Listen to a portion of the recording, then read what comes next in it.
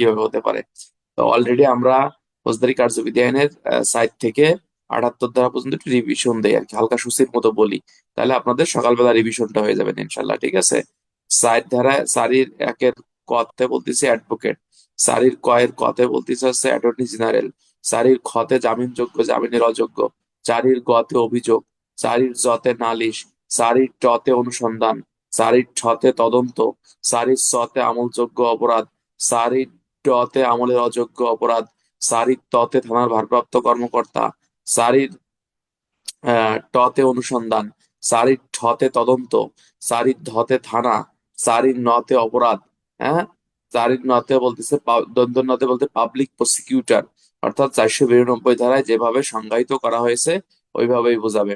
এই আইনের আহ এই আইনের 6 ধারায় বলতেছে বাংলাদেশে দুই শ্রেণী আদালত থাকবে, দায়রা আদালত আর হচ্ছে ম্যাজিস্ট্রেট আদালত। দুই শ্রেণীর বিচারক থাকবে। এবং আর একটা জিনিস বলতেছে বাংলাদেশের 4 শ্রেণীর বিচারিক ম্যাজিস্ট্রেট থাকবে।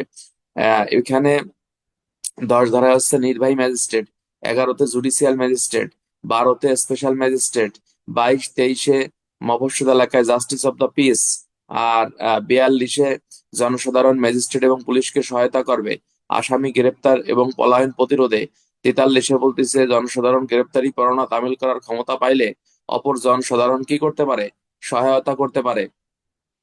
এরপরে বলতেছে যে আপনার এই যে ইয়া 44, জনসাধারণ আহ, পুলিশ ম্যাজিস্ট্রেটকে চুরি ডাকাতি দস্যুতা হত্যা ধর্ষণ রাহাজানি ইত্যাদির সংবাদ জানায় সহায়তা করবে। যদি মিথ্যা সংবাদ দেয় হয়রানির উদ্দেশ্যে 182 ধারা মোতাবেক জনসাধারণ অপরাধী হবে। 45 ধারায় বলতেছে এলাকার চেয়ারম্যান মেম্বার চৌকিদার দফাদার, হ্যাঁ, এরা অপরাধের সংবাদ দিয়ে সহায়তা করবে।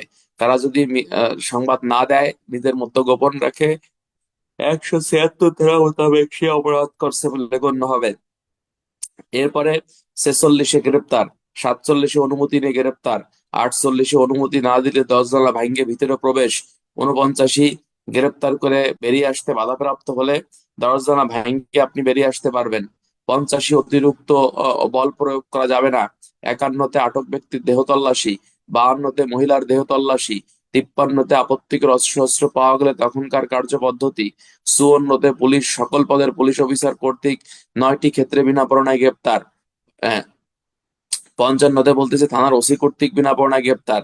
55-র কতে বলতেছে যে ব্যক্তি আমলযোগ্য অপরাধ করার জন্য সাবধানতা অবলম্বন করে এমন ব্যক্তি। 55-এর খতে বলতেছে যে ব্যক্তি হচ্ছে আপনার এই যে কি করে, যে ব্যক্তি হচ্ছে আপনার এই যে আরে নিজের জীবন জীবিকা সম্পর্কে কোনো সন্তোষজনক জবাব দিতে পারে না। আর 55 গতে বলতেছে যে ব্যক্তি চুরি ডাকাতি দস্যুতা করে, অপরাধমূলক ভীতি প্রদর্শন করে বা ভয়ভীতি দেখিয়ে সম্পত্তি আদায় করে এমন ব্যক্তিকে থানার ওসি 55 ধারায় বিনা পরোয়ানায় গ্রেপ্তার করবে। 56 ধারায় অধস্তন অফিসার কর্তৃক বিনা পরোয়ানায় গ্রেপ্তার। 57 ধারায় নাম ঠিকানা মানে জানার জন্য আমলের অযোগ্য অপরাধীকে পুলিশ বিনা পরোয়ানায় গ্রেপ্তার করবে। নাম ঠিকানা পাইলে ছাড়িয়ে দেবে, নাম ঠিকানা না পাইলে 24 ঘন্টার মধ্যে আদালতে সোপর্দ করবে। 59 ধারায় জনসাধারণ কর্তৃক দুই শ্রেণীর ব্যক্তিকে গ্রেপ্তার, একটা হচ্ছে আমলযোগ্য জামিনের অযোগ্য, গ্রেপ্তার করে পুলিশের নিকট হাজির করবে। পুলিশ আবার 54 ধারায় বিনা পরোয়ানায় গ্রেপ্তার করবে এবং 57 ধারা অনুযায়ী আপনার ব্যবস্থা গ্রহণ করবে। 60 ধারায় হচ্ছে গ্রেপ্তার সম্পর্কে অবগত করা। 61 ধারায় 24 ঘন্টার বেশি আটক রাখা যাবে না। 62 ধারায় আপনাকে বলতেছে যে জেলা এলাকায় আসামি গ্রেপ্তার হলে জেলা ম্যাজিস্ট্রেট মুখ্য বিচারিক ম্যাজিস্ট্রেট, মেট্রো এলাকায় আসামি গ্রেপ্তার হলে চিফ মেট্রোপলিটন ম্যাজিস্ট্রেটকে পুলিশ অফিসার অবগত করবে। 63 ধারায় জামিন। 64 ধারায় ম্যাজিস্ট্রেটের সামনে কোনো অপরাধ হলে ম্যাজিস্ট্রেট গ্রেপ্তারের নির্দেশ দিতে পারে। 65 ধারায় বলতে ম্যাজিস্ট্রেটের সামনে কোনো অপরাধ হলে ম্যাজিস্ট্রেট গ্রেপ্তারের নির্দেশ এবং পরোয়ানা ইস্যু করতে পারে। 66 ধারায় পুলিশ হেফাজত থেকে আসামি পলায়ন করলে পুনরায় ব্যবস্থা। 67 ধারায় পুলিশ হেফাজত থেকে আসামি পলায়ন করলে বলা হচ্ছে যে আপনার এই গ্রেপ্তারের ক্ষেত্রে 47, 48, 49 ধারার ব্যবস্থা গ্রহণ এবং 68 ধারায় সমন। 69 ধারায় ব্যক্তিগতভাবে সমন জারি। 69-এর 2 একাধিক ব্যক্তির উপর সমন জারি। 70 ধারায় আছে কোনো কোম্পানি বা প্রতিষ্ঠানের উপর সমন জারি। 71 ধারায় আছে সাক্ষীদের উপস্থিতিতে লটকিয়ে সমন জারি। 72 ধারায় সরকারি কর্মচারীর উপর সমন জারি। 73-এ এখতিয়ারের বাহিরে সমন জারি। 74-এ সমন জারির প্রমাণ। 75-এ গ্রেপ্তারি পরোয়ানা। 76-এ জামিনযোগ্য পরোয়ানা। 77-এ এক বা একাধিক পুলিশ অফিসার এটা তামিল করবে। 78-এ জমির মালিক কিভাবে গ্রেপ্তারি পরোয়ানা তামিল করবে সেই সংশ্লিষ্ট বিধান আপনাদেরকে পড়ানো হয়েছিল। এই পর্যন্ত হলো আমাদের আলোচনা ছিল। আজকে আমরা ৭৯ ধারা থেকে ইনশাল্লাহ সামনের দিকে যাব। সবাই ভালো আছেন তাই না ভাই? সবাই ভালো আছেন?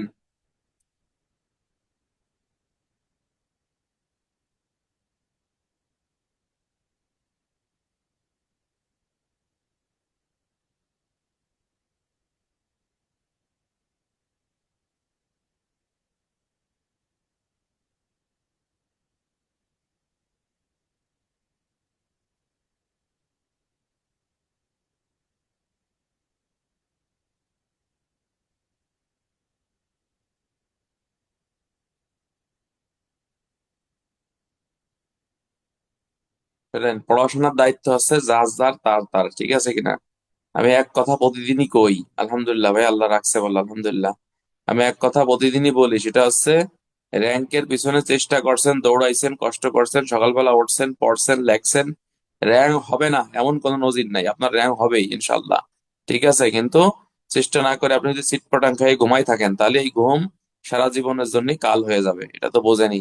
সুতরাং কষ্ট করতে হবে ভাই। যার যার আজকে যারা এখনো খাতা কলম কেনেন নাই, একবারে আজকে 4 ডিস্ট্রি খাতা কিনবেন, 1 ডিস্ট্রি করে করে সেলাই করবেন, এবং ওইটাই প্রতিদিন 5 মিনিট করে লিখবেন। প্রতিদিন 5 মিনিট করে একটা করে প্রশ্ন এখন থেকেই লেখা শুরু করবেন। অল্প অল্প বিষয় লিখবেন, ছোট ছোট বিষয়, যেগুলো আপনার পুলিশের চাকরির গুরুত্বপূর্ণ, ঠিক আছে কিনা? এরপর থেকে তো আমরা লেখা শুরু করবোই, তখন এমনি লেখা লিখবে না।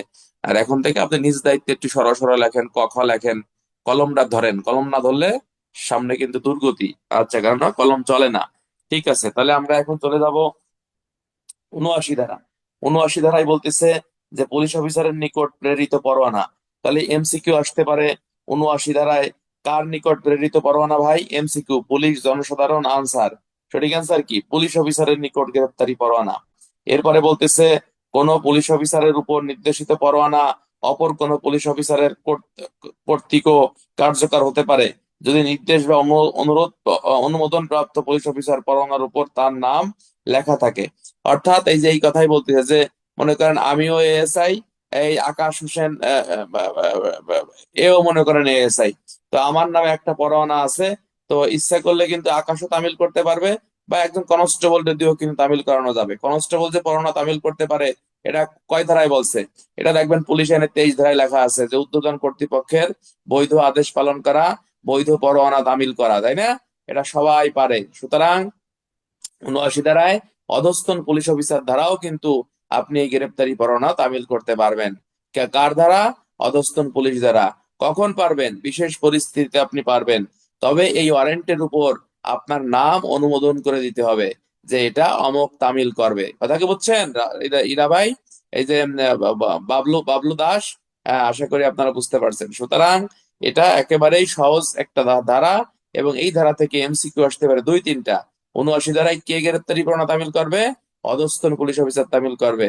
কে নির্দেশ দিলে? পুলিশ সিনিয়র পুলিশ অফিসার নির্দেশ দিলে। ওয়ারেন্টে কার স্বাক্ষর থাকবে? ওই ওই সিনিয়র অফিসারের স্বাক্ষর থাকবে বা অনুমোদন থাকবে। ওয়ারেন্টের কোথায়? ওয়ারেন্টের উপরে। কে করবে? একজন সিনিয়র পুলিশ অফিসার আপনার এই স্বাক্ষর করবে। বুঝতে পারছেন কথা ভাই? একেবারেই সহজ একটা ধারা। এখান থেকে এমসিকিউ আসবে, এছাড়া অন্য কিছু না।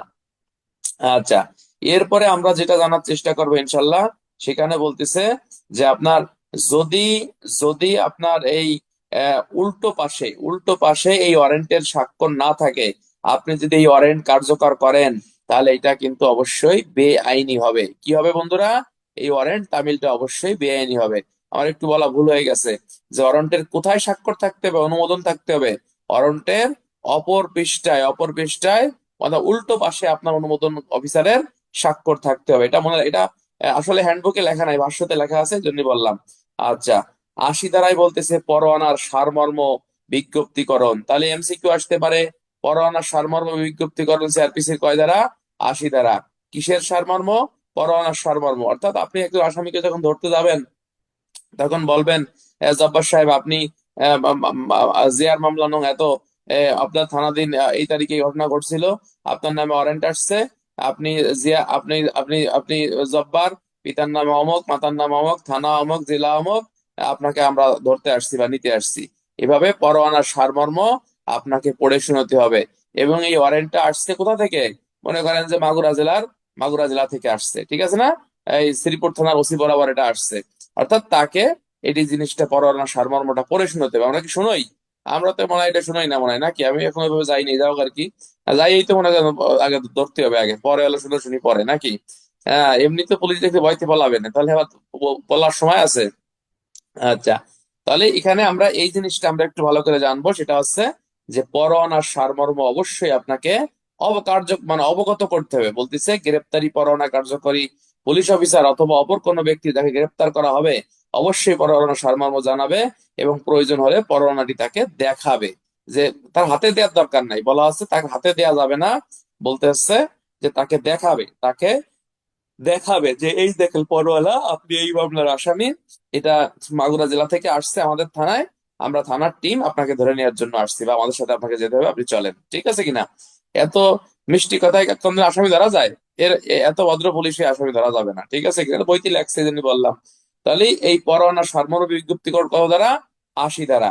আশা করি আমার কথা ইনশাল্লাহ এখানে বুঝতে পারছেন। এখানে আর একটা জিনিস আমাদেরকে একটু বুঝতে হবে, বলতে হবে যে ওয়ারেন্টের সারমর্ম না জানিয়ে কোনো আসামিকে যখন আপনি গ্রেপ্তার করবেন, এই আসামি গ্রেপ্তার করা বৈধ নাকি অবৈধ? বলেন তো কি হবে, বলেন তো এমসিকিউ। হ্যাঁ, ওয়ারেন্টের সারমর্ম না জানিয়ে যখন কোনো আসামিকে আপনি গ্রেপ্তার করবেন, তখন এই আসামি গ্রেপ্তার করা বৈধ নাকি অবৈধ, বলেন তো। হ্যাঁ, অবশ্যই অবৈধ, অবশ্যই অবৈধ, এটা কোনো বৈধ কাজ হবে না। আসামি গ্রেপ্তার করতে হলে অবশ্যই পরোয়ানার সারমর্ম আপনাকে জানিয়ে তারপরে হচ্ছে আপনাকে গ্রেফতার করতে হবে।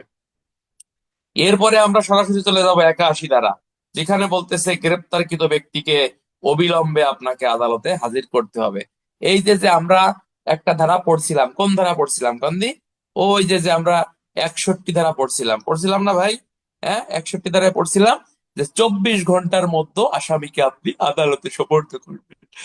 24 ঘন্টার বেশি যদি আপনি আসামিকে নিজ হেফাজতে রাখতে চান, অবশ্যই আদালতের নির্দেশের প্রয়োজনীয়তা রয়েছে। আদালতের নির্দেশ ব্যতীত আপনি যদি আপনি আসামিকে নিজ হেফাজতে রাখেন, অবশ্যই এটা বেআইনি হবে বা অন্যায় হবে বা অবৈধ আটক হবে। অবৈধ আটক যদি আপনি করেন, একদিন করলে, 24 ঘন্টা করলে, 24 ঘন্টার বেশি করলে সেটা হচ্ছে 342। আর এই 3 থেকে 9 দিন যদি আপনি করেন, সেই ক্ষেত্রে হচ্ছে আপনার এই যে বা 343। আর 10 থেকে কেয়ামত পর্যন্ত অন্যায় ভাবে কাউরে আটক রাখলে 344 ধারা মোতাবেক অপরাধ করছেন বলে গণ্য হবে। এই তোমরা যারা নতুন আছো, অনেকের কাছে ভাবতেছো যে ভাই কার্যবিধির সাথে আবার দণ্ডবিধির ধারা কয়, এটার সাথে এটা রিলেটেড।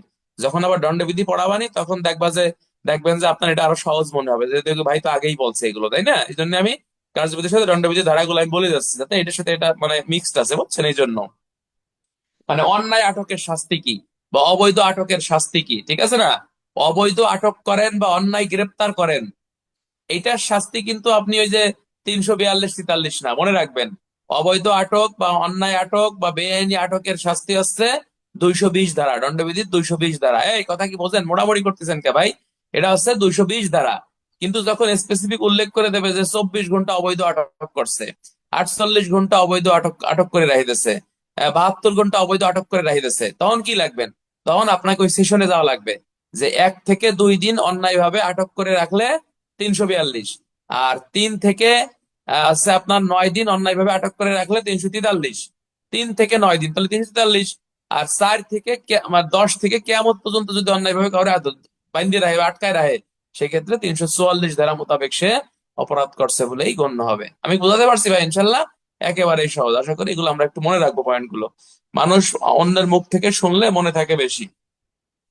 আচ্ছা, পরবর্তী পরবর্তী বিষয় আমরা চলে যাব, যেখানে আমাদেরকে বলতেছে যে এই যে এই যে এই যে যে বলতেছে যে গ্রেপ্তারকৃত ব্যক্তিকে অবিলম্বে আপনাকে হাজির করতে হবে, পরোয়ানাভুক্ত আসামি। তাহলে এই 61 এবং হচ্ছে আপনার বলা হচ্ছে যে 81-র মধ্যে মূল পার্থক্যটা কি ভাই?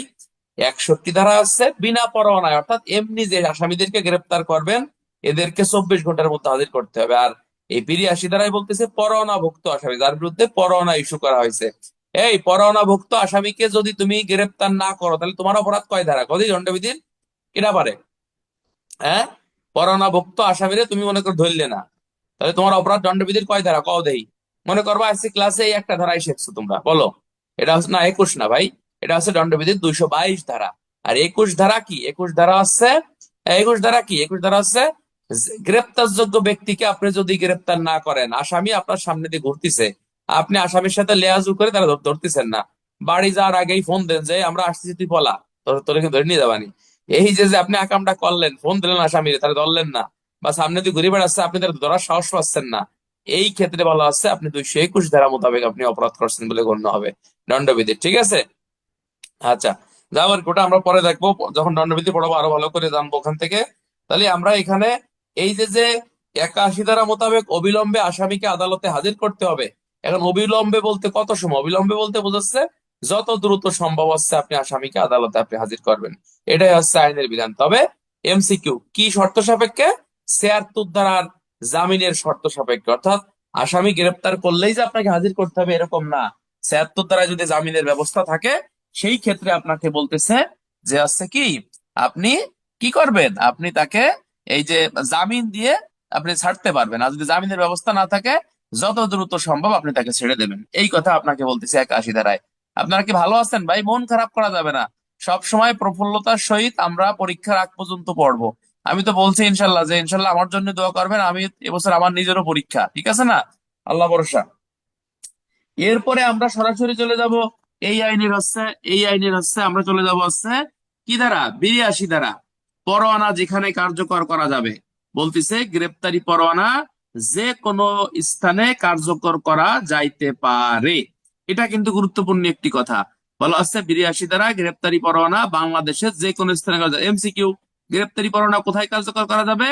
যে কোনো স্থানে কার্যকর করা যাবে। কোন দেশের? বাংলাদেশের।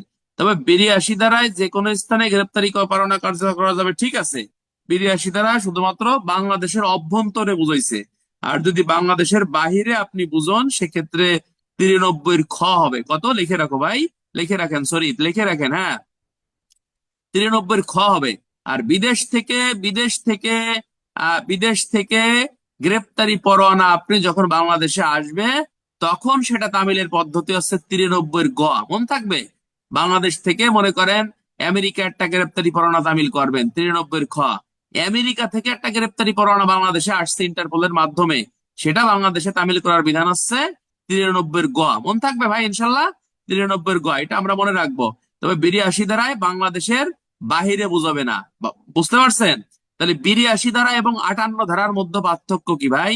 82 ধারা এবং 58 ধারার মধ্যে পার্থক্য কি? 82 ধারার পার্থক্যটা হচ্ছে যে পরোয়ানামূলভুক্ত আসামি বাংলাদেশের যে কোনো স্থান থেকে গ্রেপ্তার করতে পারবেন, ঠিক আছে। আর 58 ধারা আছে বিনা পরোয়ানা, অর্থাৎ পরোয়ানাভুক্ত আসামি না।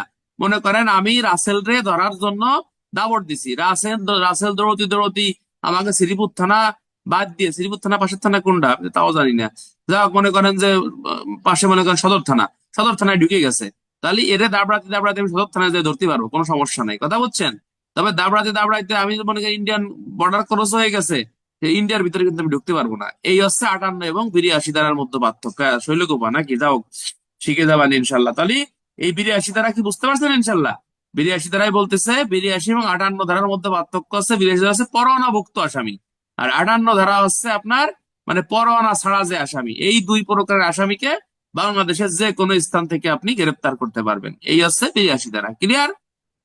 আচ্ছা, এরপরে সরাসরি চলে যাব 83 ধারা, এখতিয়ারের বাইরে গ্রেপ্তারি পরোয়ানা কার্যকরী করার প্রেরণ। অর্থাৎ এখতিয়ারের বাইরে যখন গ্রেপ্তারি পরোয়ানা আপনি কার্যকর করবেন তখন কার কাছে কিভাবে প্রেরণ করতে হবে সেই বিধানটা আপনাকে 83 ধারায় বলতেছে।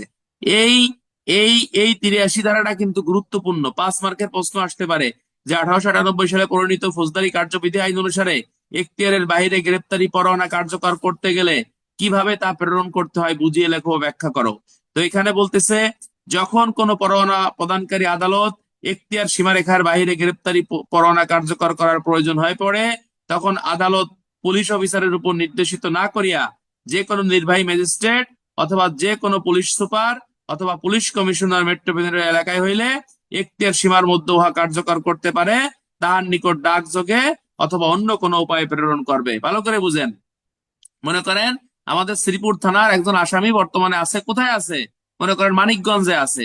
তাহলে সরাসরি কিন্তু এই শ্রীপুর জেলার আদালত এই এই পরোয়ানাটা কোথায় পাঠায় বলেন তো? আমরা আমরা একটু গল্পের মতো শিখবো। এটা হচ্ছে এই মানিকগঞ্জ জেলায় যেহেতু আসামি আছে, মানিকগঞ্জ জেলার নির্বাহী ম্যাজিস্ট্রেটের কাছে পাঠাবে, অথবা মানিকগঞ্জ জেলার পুলিশ সুপারের কাছে পাঠাবে। এখন মনে করেন এই মাগুরা জেলার এই আসামি মাগুরা থাকে না, এখন কই থাকে? সে ঢাকা মেট্রোতে থাকে। ঢাকা মেট্রো কোথায় থাকে? মনে করেন ধানমন্ডি থাকে। তাহলে এই এই এই গ্রেপ্তারি পরোয়ানাটি ডিএমপির পুলিশ কমিশনারের কাছেও পাঠানো যাবে। কথা কি বুঝতে পারছেন? তাহলে আমরা এখানে কি শিখলাম বন্ধুরা? এটা কিন্তু বোঝার বিষয়, এবং এমসিকিউ গুলো আসবে। আমি কিন্তু ক্লাস শেষে এগুলো জিজ্ঞাসা করব, না পারলে কিন্তু বেইজ্জতি হয়ে যাবেন। যারা মোড়ামুড়ি করতেছেন অন্যমনস্ক, এটা ঠিক না। সবাই কষ্ট করি, তাই না ভাই? থানার চাকরি কিন্তু কঠিন আছে, তারপরও আমি আমার নিজের পরীক্ষার জন্য আমি কিন্তু সকালবেলা উঠে পড়ি বা আপনাদের পড়ানোর চেষ্টা করি। টাকা পয়সা ডাজেন্ট ম্যাটার, কথা বুঝছেন? আমার নিজের পরীক্ষার জন্যই আমি আগ্রহ নাহলে কিন্তু এত এত এই মনে করেন ডিউটি করতেছি, ক্লাস বন্ধ রাখতাম, যে ডিউটি করতেছি ভালো লাগে না, ক্লাস ক্লাস পরে। তো এখানে আমরা যে এমসিকিউটা মনে রাখবো, যে এখতিয়ারের বাইরে গ্রেপ্তারি পরোয়ানা তামিল করার জন্য কোন ম্যাজিস্ট্রেটের কাছে পাঠাতে হয়? এমসিকিউ ওই জেলার নির্বাহী ম্যাজিস্ট্রেটের কাছে পাঠাতে হয়। তারপরে কোন পুলিশ অফিসারের কাছে পাঠানো যায়? জেলার থানার ভারপ্রাপ্ত কর্মকর্তা, সাব ইন্সপেক্টর, পুলিশ সুপার, উপরে সবগুলো। তাহলে হচ্ছে পাঠাতে হবে হচ্ছে আপনার পুলিশ সুপার মহোদয়ের কাছে পাঠাবে। কথা কি বুঝতে পারছেন? এরপরে বলতেছে যে মেট্রো এলাকায় হলে কার কাছে পাঠাতে হবে? মেট্রো এলাকায় হলে পুলিশ কমিশনার মহোদয়ের কাছে আপনাকে এই পরোয়ানাটি পাঠাইতে হবে। আর বাংলা কথা বুঝতে পারছেন ভাই? আমি কিন্তু একটু করে ধরবানি না, যদি না বলতে পারেন 5 মিনিট তখন দাঁড়াই থাকা লাগবে না, ঠিক আছে? আর সকালবেলার খাবার তার জন্য নাস্তা বন্ধ। আচ্ছা, এরপরে আমরা সরাসরি চলে যাব, যে ম্যাজিস্ট্রেট অথবা যে পুলিশ সুপার অথবা যে পুলিশ কমিশনার পরোয়ানাটি প্রাপ্ত হবেন, তিনি উহার নিজের নাম স্বাক্ষর করবেন। সম্ভব হলে ইতিপূর্বে বর্ণিত উপায়ে তিনি এখতিয়ার সম্পূর্ণ সীমারেখার মধ্যে উহা কার্যকর করবেন।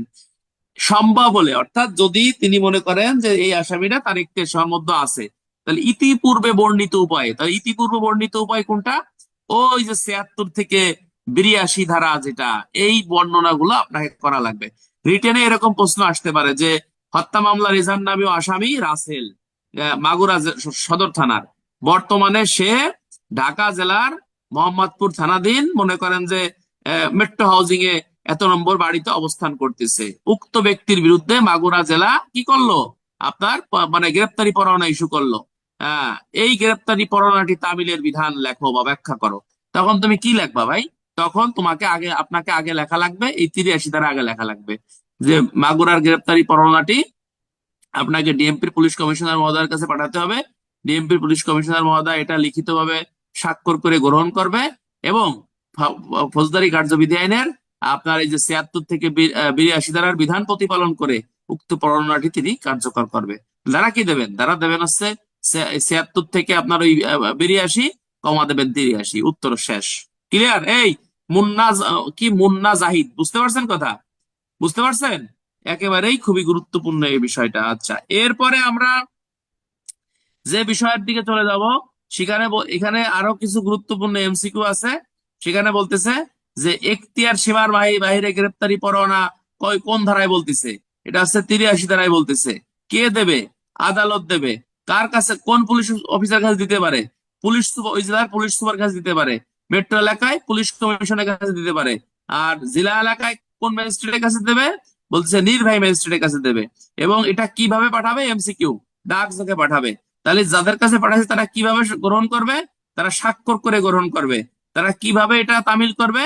হ্যাঁ, তামিল করবে হচ্ছে যে ইতিপূর্বে বর্ণিত উপায়, অর্থাৎ 76 থেকে 82 ধারায় যেভাবে গ্রেপ্তারি পরোয়ানা তামিলের বিধান আছে, ওই পদ্ধতি অনুসরণ করেই তারা এটা তামিল করবে। এবং তামিল করতে হবে এমন কোনো কথা না, যদি সম্ভব হয় তাহলে অবশ্যই তামিল করবে। 83 ধারা বুঝতে কারো কোনো অসুবিধা হয়েছে ভাই? হ্যাঁ বা না কমেন্ট করেন, হ্যাঁ বা না কমেন্ট করেন, ঠিক আছে? আচ্ছা, ধন্যবাদ। এরপরে এরপরে সরাসরি সরাসরি আমরা চলে যাচ্ছি ফৌজদারি কার্যবিধি আইনের 84 ধারা, এখতিয়ারের বাইরে কার্যকর করার জন্য পুলিশ অফিসারের নিকট পরোয়ানা প্রেরণ। আমরা আমরা দেখেন বন্ধুরা, আমরা যদি একটু খেয়াল করে দেখি, যে ফৌজদারি কার্যবিধি আইনের 83 ধারায় পড়লাম গ্রেপ্তারি পরোয়ানা পুলিশ সুপার, পুলিশ কমিশনার, নির্বাহী ম্যাজিস্ট্রেটের কাছে পাঠাতে হয়। কিন্তু 84 ধারায় এসে দেখতেছি যে যখন পুলিশ অফিসারের নির্দেশিত পরোয়ানা প্রদানকারী আদালতের এখতিয়ার সীমার রেখার বাইরে কার্যকর করতে হবে, তখন পুলিশ অফিসার সাধারণত যে নির্বাহী ম্যাজিস্ট্রেট অথবা পুলিশ অফিসারের থানার ভারপ্রাপ্ত কর্মকর্তা নিম্নে নয় এখতিয়ার সীমার মধ্যে উহা কার্যকর করতে হবে, তার নিকট উহার সই করার জন্য নিয়ে যেতে হবে। ভালো করে বুঝেন। মনে করেন আমরা কিন্তু ওই যে 82 ধারায় পড়ছি যে কি বলতিছে বাংলাদেশের ভিতরে যে কোনো জায়গায় গ্রেপ্তারি পরোয়ানা তামিল করা যাবে। এখন মনে করেন এই যে মুন্না জাহিদ, সে আমাদের শ্রীপুর থানায় আছে, এএসআই নাকি, তাহলে এর কাছে একটা পরোয়ানা আছে। এখন এই পরোয়ানার ভুক্ত আসামি এখন আছে কোথায়, মনে করেন যে কুড়িগ্রাম জেলায় আছে। কথা বুঝতেছেন?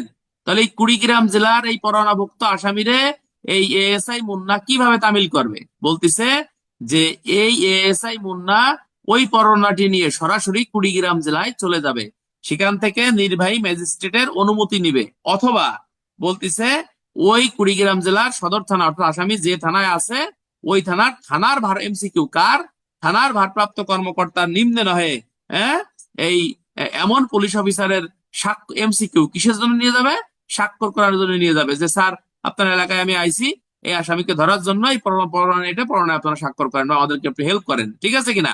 এই এইভাবে আছে, এটা আপনাকে কার্যকর করতে হবে। এরপরে বলতেছে যে এইরূপ ম্যাজিস্ট্রেট অথবা পুলিশ অফিসার পরোয়ানার উপর নিজের নাম স্বাক্ষর করবে। তাহলে পরোয়ানার উপর নাম স্বাক্ষর করবে কিনা, ম্যাজিস্ট্রেট অথবা পুলিশ অফিসার। কোন পুলিশ অফিসার, থানার অসির পদমর্যাদার নিম্নে নয় এমন অফিসার, এবং যে পুলিশ অফিসারের উপর উহা তার সীমারেখার মধ্যে কার্যকরী করিবার নির্দেশ দিবেন তাহার পক্ষে স্বাক্ষর পর্যন্ত বলিয়া পরিগণিত হইবে, এবং প্রয়োজন হলে স্থানীয় পুলিশ পরোয়ানা কার্যকর করার জন্য উক্ত বিষয়ে অফিসারকে সাহায্য করবে। অর্থাৎ আমি যে শ্রীপুর থানা থেকে কুড়িগ্রাম জেলায় গেছি, কুড়িগ্রাম জেলা ওসির কাছে গেছি, কুড়িগ্রাম জেলার ওসি মহোদয় আমাকে গ্রেপ্তারি পরোয়ানা তামিল করার জন্য ওই স্থানীয় পুলিশ দ্বারা আমাকে সহায়তা করবে। এরপরে 3 নম্বর পয়েন্টে গুরুত্বপূর্ণ একটি কথা বলতিছে যখন এইরূপ আশঙ্কা থাকে যে ম্যাজিস্ট্রেট অথবা পুলিশ অফিসারের কাছে গেলে পরোয়ানা কার্যকর করা যাবে না বা অনুমোদন করতে গেলে এটা বিলম্ব হয়ে যাবে, সেই ক্ষেত্রে বলতিছে যে অনুমোদন ব্যতীতই পরোয়ানা আদালতের এখতিয়ার সীমারেখার বাইরে উহা কার্যকর করতে পারবে। পরবর্তীতে আপনি এসে কবেন যে স্যার এটা কার্যকর করছে, আপনারা আমাদেরকে সহায়তা করুন। কথা বুঝতে পারছেন? এই হলো 84 ধারা। এই 84 ধারা রিটেনে কিন্তু পদোন্নতি পরীক্ষায় প্রশ্ন আসতে পারে এভাবে যে হত্যা মামলার ইজাহার নামী ও আসামি শ্রীপুর থানার জব্বার, সে বর্তমানে কুড়িগ্রাম জেলার কি উলিপুর থানা কি যেন একটা আছে না, উলিপুর থানার অবস্থান করতেছে। এই পরোয়ানাভুক্ত আসামিকে গ্রেপ্তার করার আইনগত বিধান কি ব্যাখ্যা করো সিআরপিসি আইন অনুসারে। তখন একটাই ধারা, সেটা হচ্ছে এই 84 ধারা দিয়েই আপনাকে লিখতে হবে। কথা বুঝতে পারতেছেন? আর এখতিয়ারের বাইরে আপনি গ্রেপ্তারি পরোয়ানা আপনি পাঠাবেন কিভাবে, বা সেটা হচ্ছে আপনার এই 83 ধারা দিয়ে আপনাকে অ্যান্সার করতে হবে। তাহলে 84 ধারা থেকে এই বইয়ের দিকে তাকায়েন না ভাই, আমি কি এমসিকিউ গুলো কই একটু শোনেন, আমি এগুলো আগের থেকেই লিখে রাখছি। এটা 84 ধারায় বলতেছে যে এখতিয়ারের বাইরে কার্যকর করার জন্য গ্রেপ্তারি পরোয়ানা কার নিকট প্রেরণ করা হয়, 84 ধারায় পুলিশ অফিসারের নিকট প্রেরণ করা হয়। তাহলে 84 ধারা মোতাবেক পুলিশ অফিসার এখতিয়ারের বাইরে গ্রেপ্তারি পরোয়ানা তামিল করতে পারে কোথায়, সমগ্র বাংলাদেশে আপনার তামিল করতে পারে।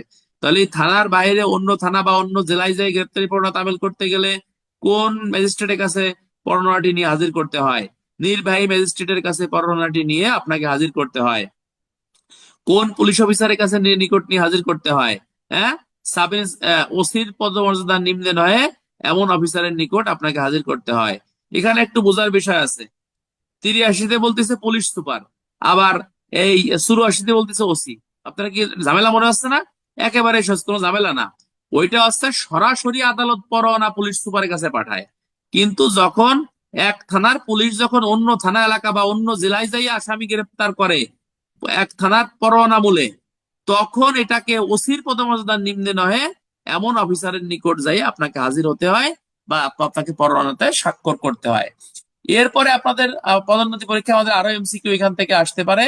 সেখানে বলতেছে যে আপনার যে যখন আমি হাজির হব কোনো ম্যাজিস্ট্রেট বা পুলিশ অফিসারের কাছে, এই ম্যাজিস্ট্রেট বা পুলিশ অফিসার কি করবে, আমার পরোয়ানা তামিল করার ক্ষেত্রে আমাকে সহায়তা করবে, এটা তাদের দায়িত্ব। এরপরে আপনি যদি মনে করেন যে না, থানার ওসির সহায়তা নিলে বা নির্বাহী ম্যাজিস্ট্রেটের সহায়তা আনতে গেলে, অনুমতি নিতে গেলে, ফর্মালিটি মেনটেন করতে গেলে আসামি জামিনে পলাই চলিয়ে আর ধরা সম্ভব হবে না রে, আপনি তাদের অনুমতি ছাড়াই এই পরোয়ানা আপনি কার্যকর করতে পারবেন। এই কথাই আপনাকে বলতেছে 84 ধারায়। তাহলে রিটেনে প্রশ্ন কি আসতে পারে ভাই, রিটেনে প্রশ্নটা সৃজনশীল প্রশ্ন তৈরি করে দিতে পারে, আর একটা প্রশ্ন বাংলা প্রশ্ন দিতে পারে, যে পুলিশ অফিসার কর্তৃক কিভাবে এখতিয়ারের বাইরে গ্রেপ্তারি পরোয়ানা তামিল হয় ব্যাখ্যা করো, তাই না? আবার একটা প্রশ্ন আসতে পারে, এখতিয়ারের বাইরে সমন জারির বিধান কি? কয় ধারা কন তো? এখতিয়ারের বাইরে সমন জারির বিধান কয় ধারা কন? কিনা পারে বলেন? এখতিয়ারের বাইরে সমন জারি কয় ধারা বলেন?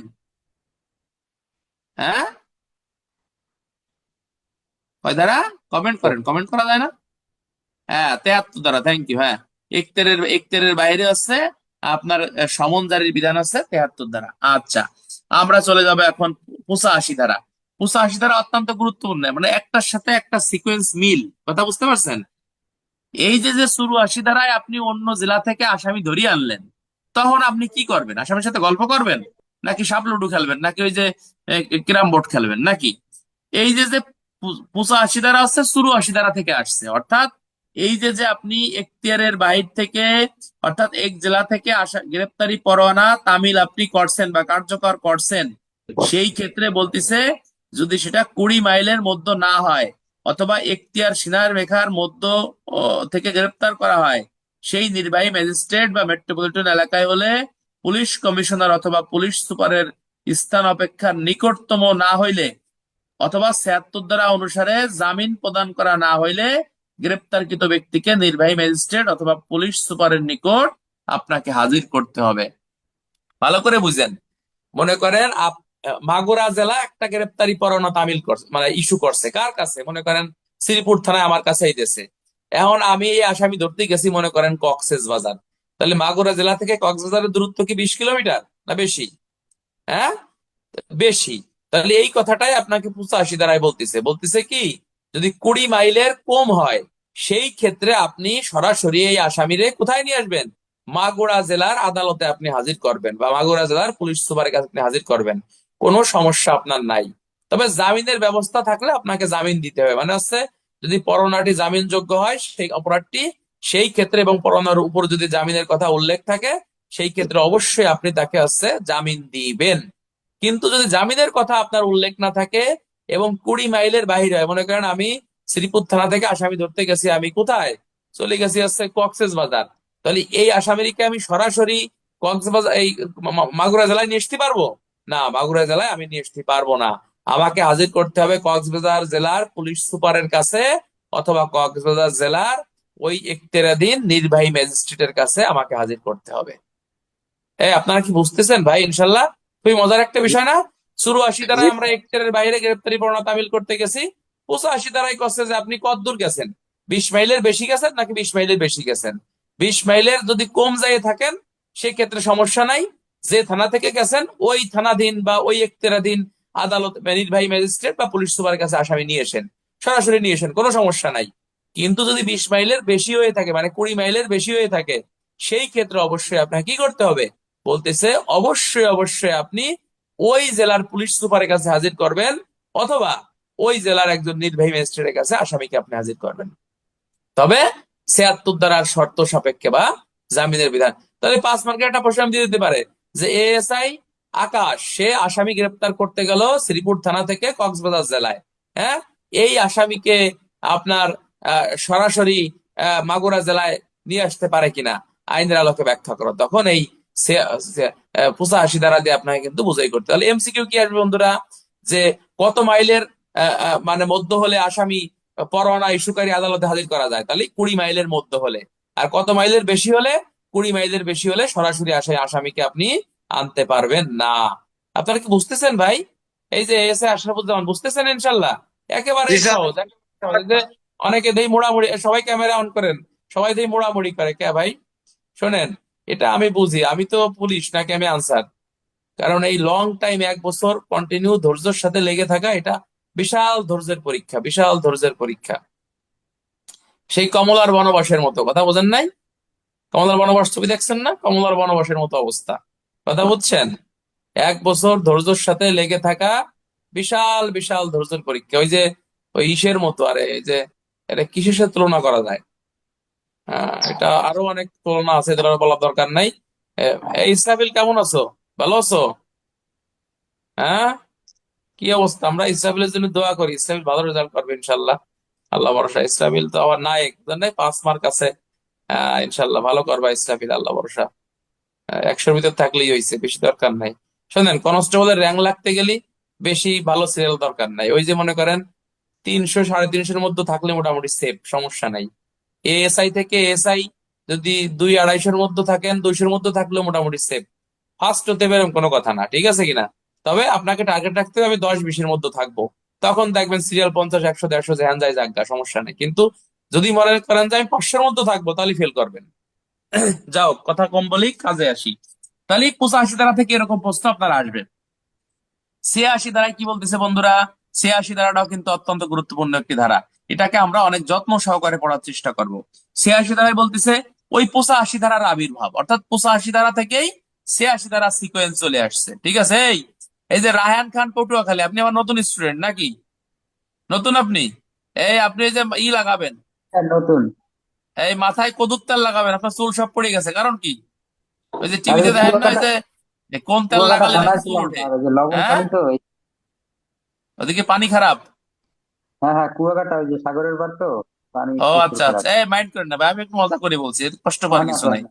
ঠিক আছে, আপনি তো আমার আচ্ছা, স্টুডেন্ট, আমরা সমস্যা ভাই, এমনি বললাম আর কি। আবার যেন ভাবেন না যে স্যার আমারে ইনসাল্ট করলো বা কেমন একটা কথা বলে, এমনি মন না থেকে স্যার, বলিনি ভাই। মজা আচ্ছা, করলে আরো 86 ভালো ধারা। লাগে। গ্রেপ্তারকৃত মানে ব্যক্তিকে ম্যাজিস্ট্রেটের নিকট হাজির করার পর ম্যাজিস্ট্রেট যেই পদ্ধতি অনুসরণ করবে। তাহলে ওই যে যে 85 ধারা, বন্ধুরা একটু খেয়াল করে শোনেন, 85 ধারায় কি বলছে? 85 ধারায় কইছে যে 20 মাইলের বাহিরে হলে আপনাকে ম্যাজিস্ট্রেট হাজির করতে হবে। এখন মনে করেন 20 মাইলের বাহিরে হয়েই গেছে, তাহলে আপনি কি করবেন? ম্যাজিস্ট্রেট হাজির করবেন। তাহলে ম্যাজিস্ট্রেটের নিকট হাজির করছেন, ঠিক আছে, তাহলে ম্যাজিস্ট্রেটের কাজটা কি? ম্যাজিস্ট্রেট কি আসামির সাথে বসে করে গল্প করবে? না। এই 86 ধারায় আপনাকে কি বলছে আমরা একটু দেখেন। মনে করেন 20 মাইলের বাইরে যেহেতু আসামির অবস্থান, তাহলে ম্যাজিস্ট্রেট কি কাজ করবে সেই কথা আপনাকে বলতেছে। এই 86 ধারায় বলতেছে, পরোয়ানা প্রদানকারী আদালত যে ব্যক্তিকে গ্রেপ্তারের নির্দেশ দিয়েছিলেন, গ্রেপ্তারকৃত ব্যক্তি সেই ব্যক্তি বলিয়া প্রতীয়মান হইলে নির্বাহী ম্যাজিস্ট্রেট অথবা পুলিশ সুপার অথবা পুলিশ কমিশনার তাকে হেফাজতে রাখিয়া উক্ত আদালতে প্রেরণ করার নির্দেশ দেবে। কি বলছে? বলতেছে আপনি যখন এখতিয়ারের বাইরে একটা আদালতে পুলিশ সুপারের কাছে বা নির্বাহী ম্যাজিস্ট্রেটের কাছে বা পুলিশ সুপারের কাছে বা পুলিশ কমিশনারের কাছে আপনি হাজির করছেন, তখন তিনি দেখবে যে হচ্ছে এই অপরাধটি কি, মানে যে আসামিকে ধরতে আসছে সেই আসামি এই আসামি। অর্থাৎ আপনি ইচ্ছে করলে কিন্তু একটা জেলায় ঢুকে অন্য একজন ব্যক্তিকে গ্রেপ্তার করে ধরে নিয়ে আসতে পারেন না, পারেন? তখন যার কাছে হাজির করা হয়েছে, তখন তিনি যাচাই বাছাই করে দেখবেন যে আসলেই প্রকৃত ব্যক্তিকে ধরা হয়েছে কিনা। তাহলে যদি প্রকৃত ব্যক্তিকে ধরা হয়ে থাকে, তাহলে তারা কি করতে পারবে? যে আদালত থেকে পরোয়ানা ইস্যু করা হয়েছে, ওই আদালতে হচ্ছে এই আসামিকে ফেরত পাঠানোর নির্দেশ দিতে পারবে। তবে শর্ত থাকে যে অপরাধটি যদি জামিনযোগ্য হয় এবং গ্রেপ্তারকৃত ব্যক্তি magistrate, police commissioner, police super সন্তুষ্ট বিধান সাপেক্ষে জামানত দিতে প্রস্তুত থাকে, সেই ক্ষেত্রে 76 ধারার কোন লিখিত নির্দেশ থাকে অথবা জামানত দিতে যদি প্রস্তুত থাকে, সেই ক্ষেত্রে মানে তাদেরকে, এই আসামিকে জামিন ও ছাড়া যাবে। এবং এই যে যে মুসলেকা দিল, এই মুসলেকাটি আদালতে প্রেরণ করে দেবে তারা। অর্থাৎ মনে করো যে ম্যাজিস্ট্রেট অসীমের কাছে আমরা আসামি নিয়ে গেছি, আমরা বললাম যে স্যার, আমরা তো আসামি আপনার 31 এলাকা থেকে ধরছি, এখন কি করব? তখন ম্যাজিস্ট্রেট অসীম যদি দেখে, অসীম সাহেব যদি অসীম স্যার যদি দেখে যে পরোয়ানাটি কি জামিনযোগ্য, অথবা এই আসামি মুসলেকা দিতে চাচ্ছে, সেই ক্ষেত্রে তার মুসলেকা গ্রহণ করে, অথবা যদি জামিনযোগ্য হয় সেই ক্ষেত্রে তাকে জামিনে ছেড়ে দিয়ে এই পরোয়ানাটি যে আদালত, অর্থাৎ যে এলাকাতে আমি ওই এলাকায় গেছিলাম, ওই আদালতে তারা পাঠাই দেবে। ঠিক আছে কিনা, কথা বুঝতে পারছেন? এরপরে বলতেছে যে আরো শর্ত থাকে। যদি অপরাধটি অজামিনযোগ্য হয় অথবা ওয়ারেন্টের উপর যদি 76 ধারায় কোনো নির্দেশ না থাকে, তাহলে এখতিয়ারভুক্ত এলাকায় সংশ্লিষ্ট ব্যক্তি গ্রেপ্তার হয়েছে, হ্যাঁ, সেই ক্ষেত্রে বলতেছে দায়রা জজ বা মহানগর দায়রা জজ, মুখ্য বিচারিক ম্যাজিস্ট্রেট বা মুখ্য মহানগর ম্যাজিস্ট্রেট, এই বিষয়ে বিশেষভাবে ক্ষমতাপ্রাপ্ত প্রথম শ্রেণীর ম্যাজিস্ট্রেট 497 ধারার বিধান সাপেক্ষে এবং তার কারণ উল্লেখ করে সংশ্লিষ্ট জজ বা ম্যাজিস্ট্রেট উপযুক্ত মনে করলে মুসলেকা বা জামানতের অন্তর্বর্তীকালীন জামিনে মুক্তি দিতে পারে। এবং যে আদালত কর্তৃক ওয়ারেন্ট প্রদান করা হয়েছে, সেই আদালতের নির্ধারিত তারিখে হাজির হওয়ার নির্দেশ দিতে পারবে এবং মুসলেকাটি ওয়ারেন্ট প্রদানকারী আদালতের নিকট প্রেরণ করবে। খুবই মজার একটা বিষয়, দেখেন অনেকে হয়তো বোঝেন নাই নাকি বুঝছেন জানি না। 76-এর 86-র দ্বিতীয় স্টেপে এসে বলতেছে যে মুসলেকা রেখে ছাড়ি দিতে পারবে, কিন্তু তৃতীয় স্টেপে এসে বলতেছে যে যদি অপরাধটি অজামিনযোগ্য হয়, অর্থাৎ 76 ধারায় জামিনের ব্যবস্থা নাই, অথবা বলতেছে যে অপরাধটি অজামিনযোগ্য, ঠিক আছে কিনা। কিন্তু ম্যাজিস্ট্রেট বা পুলিশ সুপার বা পুলিশ কমিশনার মনে করতেছে যে আমার এলাকা থেকে একটা আসামি ধরে নিয়ে যাবে, আমি এটা মানতে পারতেছি না, বা আমাদের কাছে মনে হচ্ছে সে কোনো অপরাধী না। সেই ক্ষেত্রে তার কাছ থেকে কি করতে পারবে, একটা মুচলেকা নিতে পারবে, ঠিক আছে কিনা। এবং নির্ধারিত দিন তারিখ ও সময়ে, হ্যাঁ, আপনাকে কি করতে পারবে, আপনার ওই আদালতে হাজির হওয়ার নির্দেশ দিতে পারবে, এবং যে মুচলেকাটি নিছিল ওই আদালতে প্রেরণ করবে। একে এই যে অন্তর্বর্তীকালীন জামিন বলতে কি বোঝায়, এই যদি একটা প্রশ্ন আসে রিটেনে যে অন্তর্বর্তীকালীন জামিন কি, অনেকে দেখবেন নামই শুনবে না, কেননা এটা হ্যান্ডবুকের ভিতরে লেখা আছে। তাহলে অন্তর্বর্তীকালীন জামিন কি বন্ধুরা, যখন পরোয়ানাভুক্ত আসামিকে এখতিয়ারাধীন বাইরে থেকে গ্রেপ্তার করা হয়, তখন ওই পরোয়ানাভুক্ত আসামিকে নির্বাহী ম্যাজিস্ট্রেট, পুলিশ সুপার বা পুলিশ কমিশনার, হ্যাঁ, যদি মনে করে সে অপরাধী না, তখন কি 496 ধারার বিধান সাপেক্ষে, সরি, 497 ধারার ক্ষমতা বলে, হ্যাঁ, শর্ত সাপেক্ষে যে জামিনে মুক্তি দেওয়া হয় তাকেই হচ্ছে আপনার অন্তর্বর্তীকালীন জামিন। নাম শুনছেন অন্তর্বর্তীকালীন জামিন। আর আগাম জামিন কি বন্ধুরা, তোমরা কি জানো আগাম জামিন কি? আগাম জামিনটা হচ্ছে ফৌজদারি কার্যবিধি আইনের 498 ধারা, যেখানে বলতেছে যখন কোনো ব্যক্তির বিরুদ্ধে মামলা হয় বা গ্রেপ্তারের আশঙ্কা থাকে, তখন উক্ত ব্যক্তি হাইকোর্ট বিভাগ থেকে যে জামিন সংগ্রহ করে তাকেই আগাম জামিন বলে, যা সিআরপিসির 498 ধারায় আপনাকে বর্ণনা করছে। আমি কি আপনাদের বোঝাতে পারতেছি নাকি আমি একা একাই বুঝতেছি কন্দি? হ্যাঁ, বুঝতেছেন নাকি? এই যে নিজামুদ্দিন, ডিউটি আছেন নাকি ভাই আপনি? কোন জেলায় আছেন?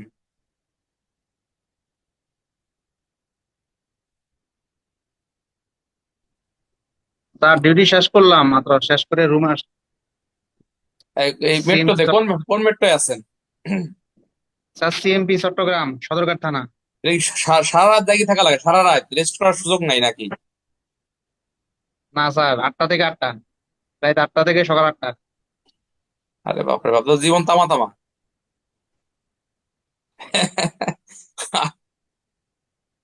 কষ্ট হয় অনেক আসলে, এটা তো অনেক ঝামেলা।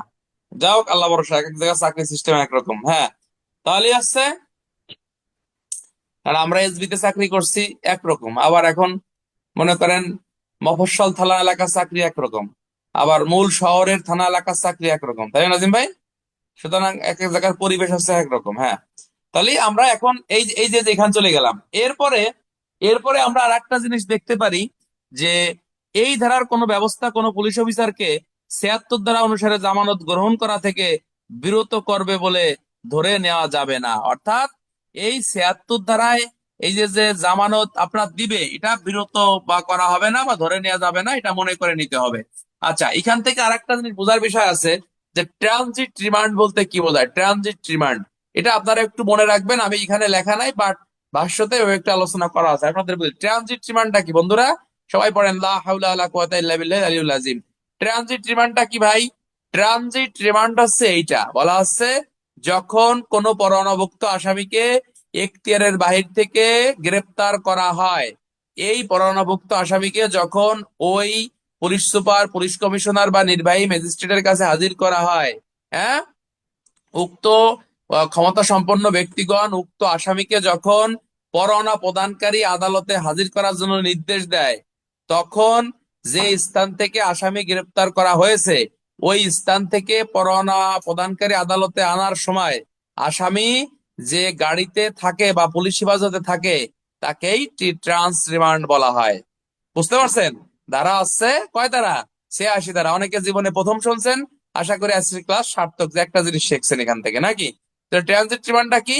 মনে ওই যে মানে 86 ধারায় করছে, যখন আপনি শ্রীপুর থানা থেকে আপনি কক্সবাজার আসামি গ্রেপ্তার করতে গেছেন, Cox's Bazar police super, police commissioner বা আপনার কক্সবাজার নির্বাহী ম্যাজিস্ট্রেট করছে যে এই আসামিরে আপনারা মাগুরা জেলায় নিয়ে যান, তাহলে কক্সবাজার থেকে মাগুরা জেলায় আসতে যদি 24 ঘন্টার বেশি সময় লাগে, কোনো সমস্যা নাই। তাহলে এই যে যে সময়টুকু থাকলো, এটা একেই মূলত ট্রানজিট রিমান্ড বলা হয়ে থাকে, কেননা পুলিশ হেফাজতে থাকতেছে। আমার কথা কি আপনারা বুঝতেছেন নাকি বলতেন না ভাই গন্ধি? এটা কিন্তু এখানে লেখা নাই। এবছর যেমন আমাদের একটা প্রশ্ন আসছিল যে প্রত্যাহিত স্বীকারোক্তি কি, আমি কিন্তু আমাদের ক্লাসে আমাদের স্টুডেন্টদের পড়াইছিলাম, এটাকে বলা হয় রেট্রাক্টেড কনফেশন। কি বলে বন্ধুরা? এই কথা মোড়ামুড়ি করতেছে।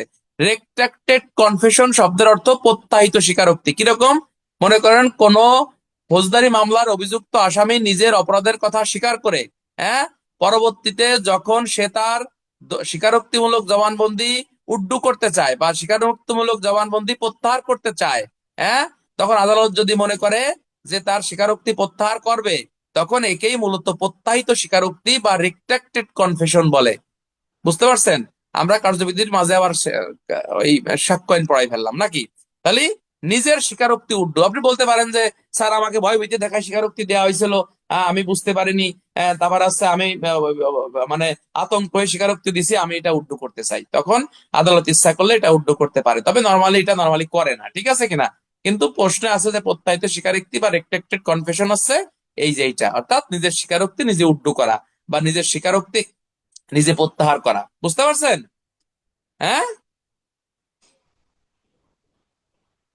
এই আপনারা কি জানেন যে স্বীকারোক্তি এবং জবানবন্দির মধ্যে পার্থক্য কি জানেন? আসামির স্বীকারোক্তি যখন প্রশ্ন আসবে তখন আপনাকে বুঝতে হবে যে দোষ স্বীকারোক্তিমূলক জবানবন্দি, অর্থাৎ আসামি নিজের দোষ স্বীকার করে যে জবানবন্দি দেয় সেটাই দোষ স্বীকারোক্তিমূলক জবানবন্দি। আর আসামির জবানবন্দি কয় ধারা? এই কে কতি পারে গন্দি? আসামির জবানবন্দি কয় ধারা সিআরপিসি তে? কে পারে দেখি? এএসআই রাখবেন, একশো কনস্টেবল না, এএসআই রাখবেন। চৌষট্টি হ্যাঁ, 164। আপনি 5 মিনিট দাঁড়াই থাকেন, 5 মিনিট দাঁড়াই থাকেন আপনি। এএসআই রাসেল, আপনিও 10 মিনিট দাঁড়াই থাকেন ভাই। এটা এটা আপনাদের ভুল ধারণা। শুধুমাত্র যদি পদোন্নতি পরীক্ষায় প্রশ্ন আসে আসামির স্বীকারোক্তিমূলক জবানবন্দি, সেটা হচ্ছে সিআরপিসির 164, 364, সাক্ষ্য আইনের 24 থেকে 30। আর যদি শুধু প্রশ্ন আসে আসামির জবানবন্দি কি, তখন সেটা হচ্ছে আপনার 342। দেখবেন সিআরপিসি 342 দ্বারা আসামির জবানবন্দির কথা লেখা আছে, ঠিক আছে কিনা? অর্থাৎ মামলা সম্পর্কে অবগত হওয়ার জন্য ক্ষমতা সম্পন্ন ম্যাজিস্ট্রেট মামলার যে কোনো বিষয় সম্পর্কে আসামিকে প্রশ্ন করতে পারে। আসামি এই মামলার বিষয় সম্পর্কে যে বিবৃতি প্রদান করে তাকেই আসামির জবানবন্দি বলে। মানে স্বীকারোক্তিমূলক জবানবন্দি বলতে শুধুমাত্র দোষ স্বীকারোক্তিমূলক জবানবন্দিকে বোঝায়, বাট আসামির জবানবন্দি বলতে মামলা সংশ্লিষ্ট যে কোনো বিবৃতিকে আসামির জবানবন্দি বোঝায়, যা সিআরপিসির 342-এ বলছে। আপনারা কি বুঝতে পারছেন কথা ভাই? কথা কি বুঝছেন? ওই যে পদোন্নতি পরীক্ষায় একটা প্রশ্ন আসছিল যে আসামির জবানবন্দি এবং আসামির সাক্ষীর মধ্যে পার্থক্য কি, পারেন আপনারা এটা? এগুলো আমরা পরে পড়াবো, এখন যদি সব এভাবে লোড দিয়ে দেন তো সব ভুলে যাবেন। মানে আসামি সাক্ষী এটা হলো 340 সিআরপিসি, আর আসামি জবানবন্দি এটা হলো 342। এগুলো আমরা পরে পড়াবো, এখন পড়লে অনেকে পারবেন না, সমস্যা, আমরা পরে যাই। হ্যাঁ, তাহলে এই যে 84, 85, 86, এখান থেকে আমরা গ্রেপ্তারি পরোয়ানার বিষয়গুলো পড়লাম। এখন আমরা পড়বো হচ্ছে হুলিয়া। তবে এর আগে আমি একটু ধারণা দেই যে গ্রেপ্তারি পরোয়ানা থেকে কি কি প্রশ্ন হতে পারে। যদি পারো একটু লিখে রাখো, অথবা আমি নিজে লেখছি, আমার মনে আছে, আমি একটু বলি। প্রশ্ন হতে পারে, মনে করেন গ্রেপ্তারি পরোয়ানা বলতে কি বোঝায়, গ্রেপ্তারি পরোয়ানার বৈশিষ্ট্য কি? পারবেন না? এগুলো একেবারেই সহজ। বলা হচ্ছে যে 1898 সালে প্রণীত ফৌজদারি কার্যবিধি আইনের 75 ধারা মোতাবেক কোন আসামিকে গ্রেপ্তার করার নিমিত্তে আসামির নাম, ঠিকানা, মামলা নম্বর উল্লেখপূর্বক আদালত কর্তৃক স্বাক্ষরিত সিলমোহর যুক্ত যে এক কপি পরোয়ানা ইস্যু করা হয় তাকে গ্রেপ্তারি পরোয়ানা বলা হয়। ক্লিয়ার? গ্রেপ্তারি পরোয়ানা ধারা কি দেবেন? 75। পিআরবি কত? 468 বিধি দিয়ে দেবেন, আপনার উত্তর শেষ। পিআরবি 315 দিয়ে দেবেন, উত্তর শেষ। এরপরে চলে যান গ্রেপ্তারি পরোয়ানার বৈশিষ্ট্য কি। 1 নম্বর বৈশিষ্ট্য হচ্ছে আসামির নাম, ঠিকানা থাকবে, মামলা নম্বর থাকবে, ধারা উল্লেখ থাকবে, আদালতের নাম থাকবে, প্রিজাইডিং অফিসারের স্বাক্ষর থাকবে, তারপরে ইস্যুকারী থানা, তামিলকারী থানা অফিসারের নাম উল্লেখ থাকবে, সময় তারিখ উল্লেখ থাকবে, ইত্যাদি। পারবেন না? ধারা মারি দেবেন, শেষ। এরপরে পদোন্নতি পরীক্ষায় প্রশ্ন আসতে পারে যে গ্রেপ্তারি পরোয়ানার তামিল করার ক্ষেত্রে পুলিশ অফিসারের করণীয় বর্জনীয় বিষয়গুলো কি কি। এই প্রশ্ন কি কোথাও এই আমাদের হ্যান্ডবুকে লেখা আছে? এই লেখা আছে ভাই? লেখা নাই। তবে পদোন্নতি পরীক্ষায় কিন্তু, কেন চমা দিছো? হ্যাঁ, মানছি। আঙ্কেল একটা সালাম দিয়ে যাও, এদিকে আসো। ওই যে আসসালামু আলাইকুম।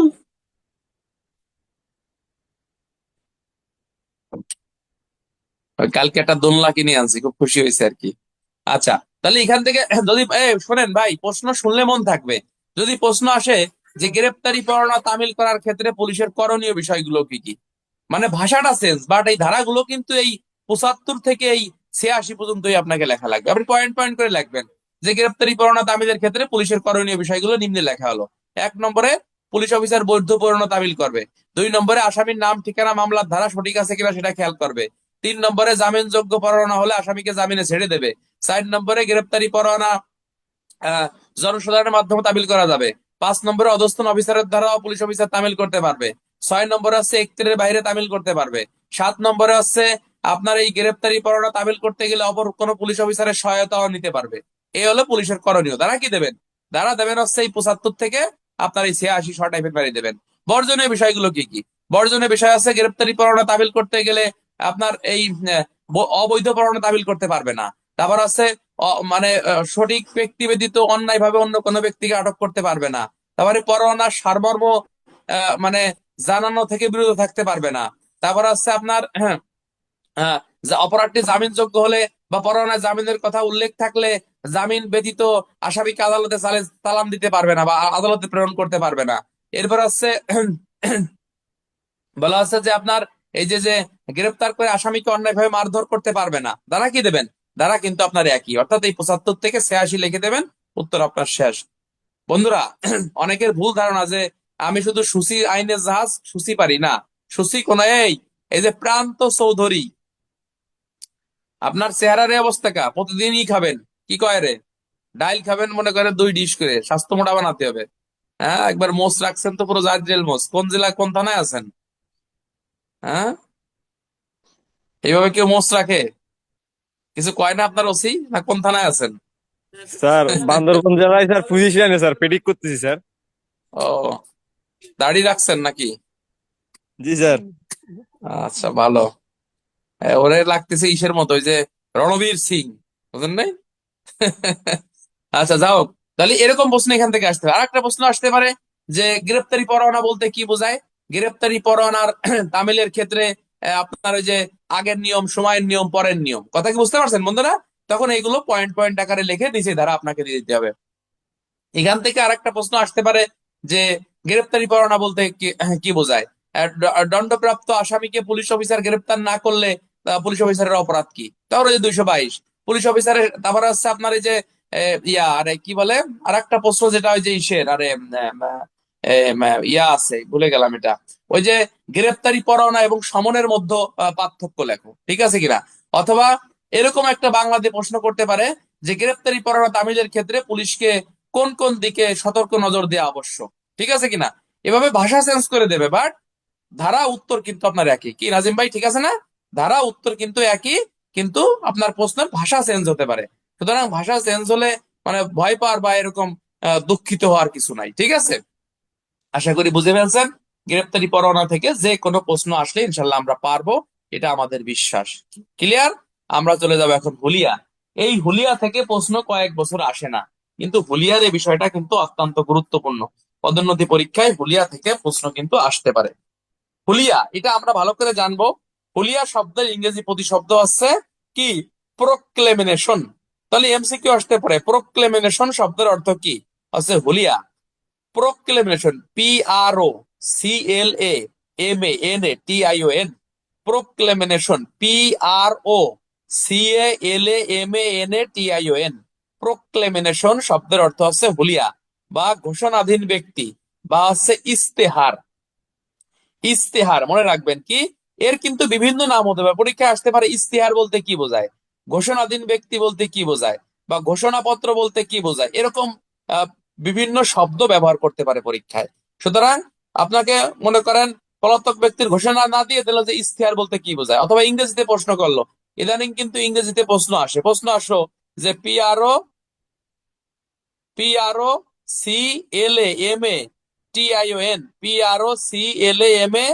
PROCLAMATION, প্রোক্লেমিনেশন, PROCLAMATION, এই যে ঠিক আছে, এটা PROCLAMATION। আমার নোটে দেওয়া আছে, দেখেন। আমি যে আপনাদের শিটে দেওয়া আছে, দেখেন।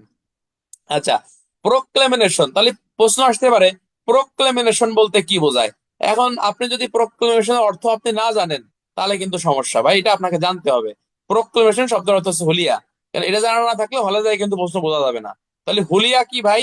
হুলিয়া হচ্ছে যে, আমরা একটা জিনিস মনে রাখবো যে গ্রেপ্তারি পরোয়ানা এবং হুলিয়া একসাথে জারি করা যায়, মনে রাখবেন। এমসিকিউ আসতে পারে যে নিচের কোন দুটি পরোয়ানা একসাথে জারি করা যায়, তাহলে গ্রেপ্তারি পরোয়ানা এবং হুলিয়া একসাথে জারি করা যায়।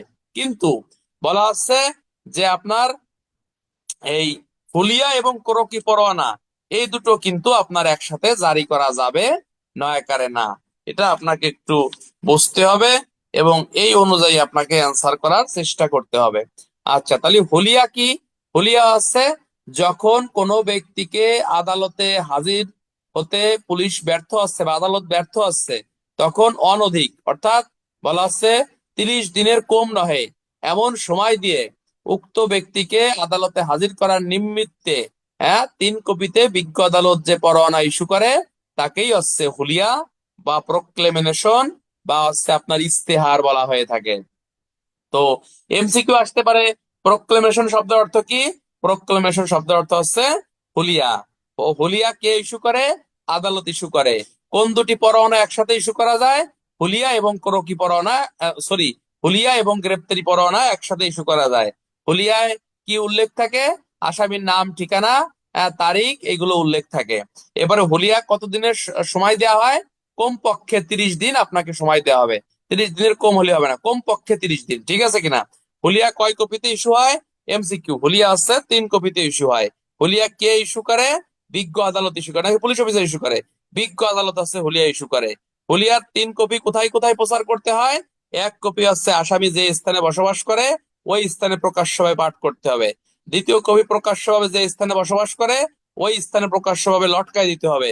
আর 3য় কপি হচ্ছে আদালত ভবনে প্রকাশ্যভাবে লটকে দিতে হবে। প্রথম 2 কপি কার্যকর করার দায়িত্ব আছে পুলিশ অফিসারের, আর আদালত ভবনে লটকে দেওয়ার দায়িত্ব আছে আদালতের কর্মচারীর। কথা ক্লিয়ার কিনা? তাহলে রিটেনে প্রশ্ন আসতে পারে ভাই এইভাবে যে ফৌজদারি কার্যবিধি আইন অনুসারে ইস্তেহার বলতে কি বোঝায়, ঘোষণাপত্র বলতে কি বোঝায়, বা পলাতক ব্যক্তির ঘোষণা বলতে কি বোঝায়। হ্যাঁ, তারপর যে ঘোষণা কয় কপিতে হয়, কোন কপি কোথায় প্রেরণ করতে হয়, বা কোন কপি কিভাবে, অথবা ইস্তেহার তামিলের বিধান কি, বা ইস্তেহার কিভাবে জারি করা হয়, ঘোষণাপত্র কিভাবে জারি করা হয়। পারবেন না আসলে প্রশ্ন ভাই? এরকম প্রশ্ন পদোন্নতি পরীক্ষায় আসতে পারে। আচ্ছা, এরপরে আমরা আর একটা জিনিস আমরা জানার চেষ্টা করব। সেটা হচ্ছে যে আদালতে হাজির হতে বাধ্য করার জন্য 3টি পদ্ধতি আছে: সমন জারি, গ্রেপ্তারি পরোয়ানা, হুলিয়া এবং সম্পত্তি কোরক, ঠিক আছে কিনা? তাহলে এখানে এখানে আমরা একটা জিনিস আমরা জানার চেষ্টা করব যে ওয়ারেন্ট এবং হুলিয়া এটা কিন্তু একসাথে জারি করা যাবে নয়াকারে না। এটা আমরা মনে রাখবো, ওয়ারেন্ট এবং হুলিয়া একসাথে জারি করা যাবে না, কিন্তু হুলিয়া এবং কোরকি পরোয়ানা একসাথে জারি করা যাবে। কথা ক্লিয়ার? যদি যদি প্রশ্ন আসে যে এভাবে যে ফৌজদারি কার্যবিধি আইন অনুসারে আপনার কোন দুটি পরোয়ানা একসাথে জারি করা যায় না, বুঝিয়ে লেখো বা ব্যাখ্যা করো, অথবা হুলিয়া এবং ওয়ারেন্ট একসাথে জারি করা যায় না, আইনের আলোকে ব্যাখ্যা করো, কি লিখবেন? আপনি লিখবেন সমন জারি ব্যর্থ হলে ওয়ারেন্ট জারি করতে হয়, ওয়ারেন্ট জারি ব্যর্থ হলে হুলিয়া জারি করতে হয়। এই ঘোষণা বা হুলিয়া লিখিত হতে হয় এবং নির্দিষ্ট ব্যক্তি নির্দিষ্ট স্থানে আপনাকে হাজির হতে হবে। এটাকে লটকায় জারি করতে হবে, পাঠ করে জারি করতে হবে এবং আদালতের অনুলিপি আদালতে সঠিকভাবে প্রতিপালন করে জারি করতে হবে। আর হুলিয়ার অনুলিপি এটা নরমালি 3 কপিতে আপনার হবে। ক্লিয়ার? পিআরবি কত?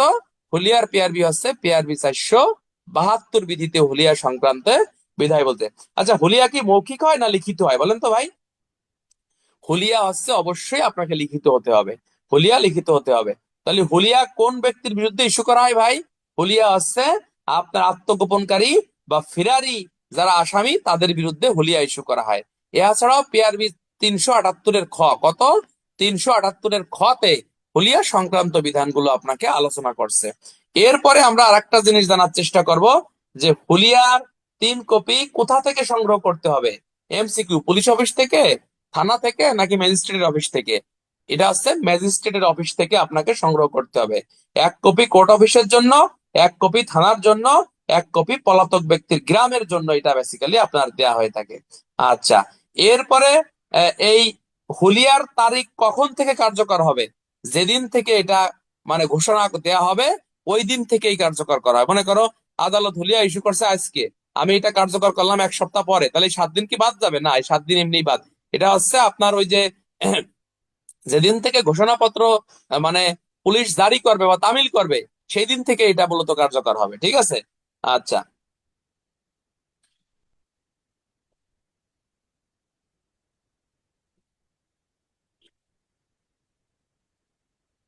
ঘোষণার তারিখ থেকে, অর্থাৎ যে তারিখ লেখা থাকবে ওই তারিখ থেকে হচ্ছে আপনার ওই তারিখ লেখা থাকে ওখানে, আর যাও আর কি। এরপরে হচ্ছে যে ম্যাজিস্ট্রেট ইশতেহার জারি করতে সম্মত হলে 88 ধারার উক্ত ব্যক্তির আটক করার জন্য তাকে অনুরোধ জানাতে জানাতে হবে। আচ্ছা, তার মানে আমরা এখানে যে জিনিসটা শিখলাম যে ওয়ারেন্ট এবং হুলিয়া একসাথে জারি করা যায় না, কিন্তু হুলিয়া এবং প্রোকি পরোয়ানা একসাথে আপনার জারি করা যায়। তাহলে আমাদের এখান থেকে কি প্রশ্ন হতে পারে বন্ধুরা? প্রশ্ন হতে পারে হুলিয়া বলতে কি বোঝায়, হুলিয়ার বৈশিষ্ট্য কি, হ্যাঁ, হুলিয়া কয় কপিতে ইস্যু হয়, হুলিয়া কোথায় কোথায় মানে জারি করতে হয়, হুলিয়া জারির বিধান কি, কে হুলিয়া জারিতে ক্ষমতাবান, হুলিয়ার কপি কোথা থেকে সংরক্ষণ করতে হয়, এরপরে আছে হুলিয়া কয় কপিতে হয়, এরপরে আছে হুলিয়া জারির চূড়ান্ত প্রমাণ কি। এটা কিন্তু গুরুত্বপূর্ণ রিটেনের জন্য। হুলিয়া জারির চূড়ান্ত প্রমাণ আছে যে আদালত ইস্যু করছে ওই আদালত যদি একটি প্রত্যয়ন দেয়, যথাযথ সময়ে হুলিয়া জারি করা হয়েছে মর্মে একটি প্রত্যয়ন পত্র দিলে, তাহলে হুলিয়া জারির চূড়ান্ত প্রমাণ হিসেবেই বেসিক্যালি এটা গণ্য হবে। এভাবে রিটেনে প্রশ্ন আসতে পারে। প্রশ্ন আসতে পারে হুলিয়া এবং আপনার ওই যে ইসের মধ্যে পার্থক্য কি বলে ওটা, হুলিয়া এবং হচ্ছে আরে এই গ্রেপ্তারি পরোয়ানার মধ্যে পার্থক্য কি। আর একটা প্রশ্ন এভাবে আসতে পারে যে ফৌজদারি কার্যবিধি আইন অনুসারে গ্রেপ্তারি পরোয়ানা এবং হুলিয়া একসাথে জারি করা যায় না, কেন? আইনি ব্যাখ্যা দাও। তখন তুমি লিখবা কোনো ব্যক্তিকে আদালতে হাজির করার জন্য প্রথমে সমন দেওয়া হয়, সমন ব্যর্থ হলে গ্রেপ্তারি পরোয়ানা ইস্যু করা হয়, গ্রেপ্তারি পরোয়ানা ব্যর্থ হলে হচ্ছে হুলিয়া ইস্যু করা হয়। সুতরাং আমরা এখানে আলোচনার শেষে দেখতে পারি যে হুলিয়া এবং গ্রেপ্তারি পরোয়ানা একসাথে ইস্যু করা যায় না, কেননা হুলিয়ার আগের একটি পদক্ষেপ রয়েছে গ্রেপ্তারি পরোয়ানা। যখন গ্রেপ্তারি পরোয়ানা বলে আসামি ব্যর্থ হবে বা আদালতে এনিয়ার দাখিল করা হবে, তখনই হচ্ছে আপনার আদালত হুলিয়া ইস্যু করবে। তবে হুলিয়া এবং কোরকি পরোয়ানা একসাথে তামিল করার আইনগত বিধান রয়েছে। দ্বারা কি দেবেন? দ্বারা দেবেন 87, পেয়ারবি 472। আমি কি বোঝাতে পারছি ভাই আপনাদের নাকি? কেমন লাগলো আজকে? ভালো লাগলো নাকি ভালো লাগলো না? আমরা একটু ডিপ ভাবে বা একটু গভীর ভাবে পড়ার চেষ্টা করি, যাতে যে কোনো প্রশ্ন আসলে ইনশাল্লাহ আপনারা পারবেন। ঠিক আছে?